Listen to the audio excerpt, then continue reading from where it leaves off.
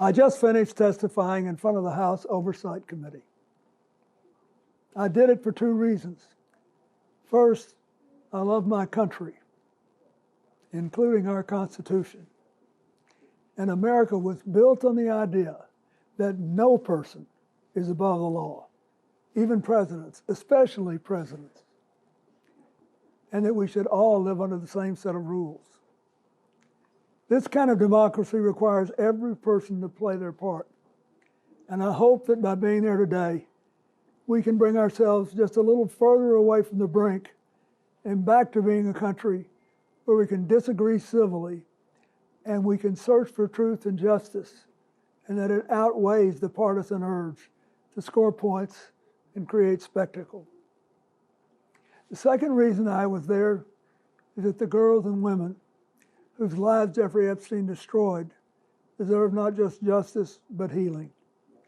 They've been waiting too long for both.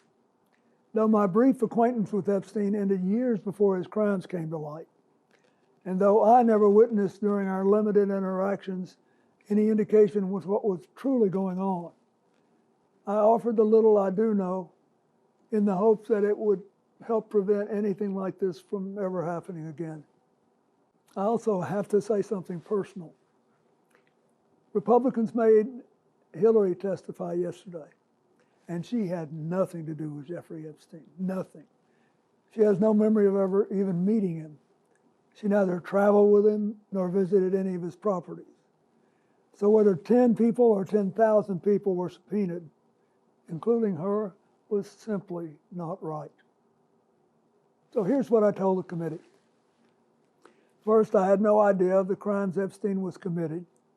No matter how many photos they show of me, I have two things that at the end of the day matter far more than any interpretation of 20-year-old photos. I know what I saw, and more importantly, what I didn't see.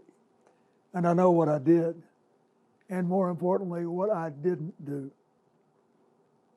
I saw nothing and I did nothing wrong. As someone who grew up in a home with domestic violence, not only would I not have flown on his plane if I had any inkling of what he was doing, I would have turned him in myself and led the call for justice for his crimes, not the sweetheart deal that we got. But even with 20/20 hindsight, I saw nothing that ever gave me real pause. We're only here today because Epstein hid it from everyone so well for so long. And by the time it came to light with his 2008 guilty plea, I had long stopped associating with him. When the video of my testimony today is released, I hope it will motivate everyone to go in front of Congress to say what they know. I hope it will motivate the Justice Department to finally release all the files and to ensure that this never happens again. The survivors deserve that.